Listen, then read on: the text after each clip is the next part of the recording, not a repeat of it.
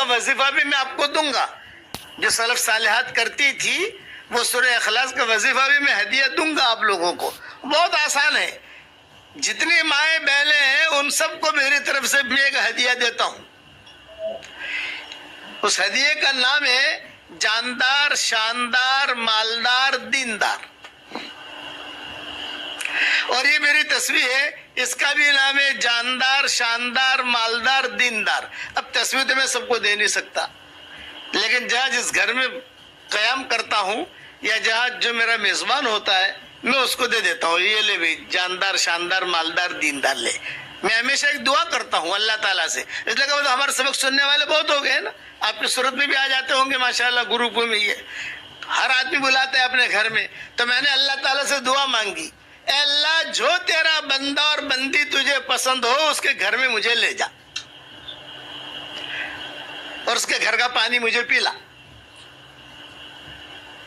تو اللہ ایسا نظام بناتا ہے، اسباب بناتا ہے. حالانکہ بڑھاپے میں سفر کرنا اتنا آسان نہیں ہے، لیکن یہ سورت کا جو سفر ہوا، یہ سفر ایسے ہوا کہ مسجد نبی میں بیٹھا ہوا تھا اور یہ لوگ آئے میرے پاس، میں سورت کی دعوت دیتے ہیں آپ کو، آپ سورت آؤ. میں نے کہا بھائی اب تو بڑھاپے نے ڈیرا ڈال دیا، جانا آنا، کاروں میں بیٹھنا، ٹرینوں میں بیٹھنا اترنا، یہ اتنی ہمت نہیں ہے. میں نے کہا نہیں، دو مرتبہ 3 مرتبہ یہ مسجد نبوی میں آئے دعوت دینے کے لیے. اچانک مجھے الہام ہوا کہ یہ سورت والے نہیں بلا رہے، حضور دعوت دے رہے ہیں. یہ شیخ نے لکھا ہے نا، حضرت شیخ الحدیث صاحب رحمۃ اللہ علیہ نے، کہ مدینہ منورہ میں کوئی میری دعوت کرے تو انکار کرتے ہوئے بہت ڈر لگتا ہے. کہ مدینہ منورہ میں کوئی دعوت کرے تو انکار کرتے ہوئے، کیونکہ وہ حضور صلی اللہ علیہ وسلم کی طرف سے ہوتی ہے.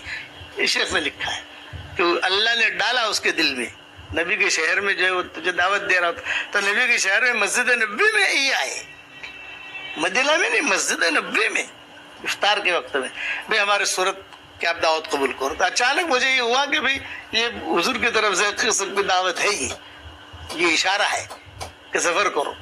اب کیسے سفر کریں؟ والدہ کی طبیعت خراب ہے. آج کا والدہ کا جب انتقال ہو گیا، اللہ ان کے قبر کو نور سے منور فرمائے، ان کے درجات کو بلند فرمائے، کروٹ و آرام نصیب کرے. آپ سب سے ایصال ثواب کی بھی درخواست کرتا ہوں کہ ان کے لیے ایصال ثواب کریں، مجھ پر احسان ہوگا آپ لوگوں کا. پھر میں نے سفر تھوڑا مختصر طے کیے، ورنہ امریکہ، انگلینڈ، فرانس اور تمہارا وہاں بارباڈوس، اتنے تقاضے ہیں. میں نے کہا اب ہمت نہیں بھائی، لیکن یہ قریب کے ہیں. میں نے کہا سفر کرو تم. تو اللہ تعالیٰ نے دل میں ڈالا، تو پھر یہ سفر ہم نے کیا. یہاں کافی سالوں کے بعد آنا ہوا. اس لیے آپ کو سورہ اخلاص کا وظیفہ دیتا ہوں، جو نور الدین زنگی کی ماں کرتی تھی، صلاح الدین ایوبی کی ماں کرتی تھی. سلف صالحات کا معمول تھا. سورت والیاں بھی سلف صالحات جیسے بنے. اور وہ کیا ہے کہ بدرین کی تعداد ہے 313. بدر میں جانے والے جو تھے وہ 313 تھے. تو 313 کے عدد میں اللہ تعالیٰ نے کرنٹ رکھا ہے. 315 بھی لکھے ہیں علماء نے، 320 بھی لکھے ہیں، لیکن میں نے میری کتاب جو نئی 26 صورتیں آئی ہیں ابھی، اس میں 313 نقل کیا ہے. اور جو بخاری کی روایتیں ہیں یہ ہے وہ میں نے کہا 313. تو 313 مرتبہ روزانہ سورہ اخلاص پڑھنے کی عادت ڈال دو بس. پھر دیکھو کیسا مزہ آتا ہے، پھر دیکھو آپ کی دعائیں کیسے قبول ہوتی ہیں. 313 سورہ اخلاص. قل هو اللہ احد اللہ الصمد لم یلد ولم یولد ولم یکن له کفوا احد. چائے بناتے بناتے یا کھانا پکاتے پکاتے یہ پڑھو. 10 مرتبہ سورہ اخلاص پڑھو، جنت میں ایک محل تیار ہوتا ہے. یہ صحیح حدیثوں میں آتا ہے کہ 10 مرتبہ کوئی سورہ اخلاص پڑھے تو جنت میں ایک بنگلہ بالکل ریڈی میڈ. یہ نہیں کہ بلڈر لے کر بھاگ گیا، اس نے موبائل بند کر دیا، اب پتہ نہیں کب ملے گا، کہاں ملے گا. ارے کیا گئے ہو، لو پیسہ لے گئے ہو، تو گئے ہو. وہ نہیں, آپ نے یہاں پڑھا اور وہاں آپ کی پراپرٹی تیار. آپ نے پڑھا, پڑھتے ہی پراپرٹی تیار. تو میں اپنے ساتھیوں کو, اپنے مریدوں کو, مریدنوں کو میں اتنی بات کہتا ہوں, جنت میں پراپرٹی تیار کرو.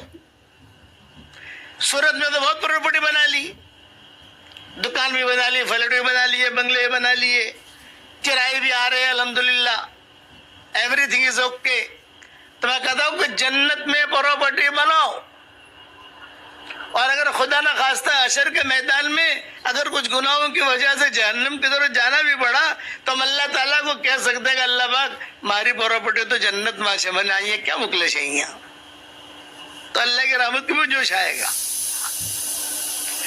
10 مرتبہ سورہ اخلاص پڑھو, ایک بنگلہ تیار, ریڈی میڈ محل, قصر فی الجنہ.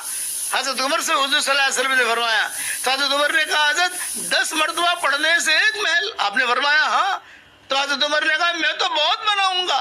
حضور نے فرمایا بنا, وہ تو تیری طاقت ہونی چاہیے, اللہ دیتے دیتے نہیں تھکے گا. 100 مرتبہ پڑھو تو 10 بنگلے تیار. 200 مرتبہ پڑھو 20 بنگلے تیار, سیدھا سیدھا حساب ہے. 300 مرتبہ پڑھو 30 بنگلے تیار. 30 بنگلے تو تیار ہو گئے, پھر جو 10 مرتبہ اور کر لو تو وہ بنگلہ تیار. اب آدمی مجھے آگے پوچھتا ہے مولانا میں تو روزانہ 313 پڑھنے والے روزانہ 1000 مرتبہ بھی پڑھتے ہیں, اور پڑھنے والیاں جو ہے ماشاءاللہ روزانہ 2,000 مرتبہ بھی پڑھتی ہیں. ایسا نہیں کہ نہیں پڑھتی, لیکن یہ میں آسان ڈوز دے رہا ہوں جو آدمی پابندی سے کر سکے گا. تو ایک آدمی نے اگر مجھے کہا مولانا میں پابندی سے بنگلے بنا رہا ہوں, پابندی سے ایک عورت نے کہا میرے بنگلے میرے پراپرٹی تیار ہو رہی ہے وہاں, پر مولوی صاحب ایٹلو کونے کہ આટલા બધા બંગલા કરશું શું ત્યાં જઈને, આટલા બધા બંગલા ત્યાં તો કોઈ રેન્ટ વાળો તો મળે નહીં આપણોને کہ بھاڑا آپ دو, کوئی کمپنی ہو تو کمپنی نے آپ دو, یہ تو چھید نہیں. تو اتنے سارے بنگلے کریں گے کیا وہاں؟ تو میں نے اس کو جواب دیا بیٹا فکر مت کر, تو بنگلے بنائے جا, جب ہم جنت میں داخل ہوں گے انشاءاللہ تو مشورہ کر لیں گے کہ کیا کرنا ہے اس کا. وہ وہاں کی بات ہے, لیکن ملے گا, پکی بات. 313 مرتبہ روزانہ اپنا یہ معمول بنا لو, جو ترتیب سے بھی آپ کی ہو. ایام میں نہیں پڑھنا ہے بس, اور زیادہ پڑھو فائدہ ہی فائدہ ہے.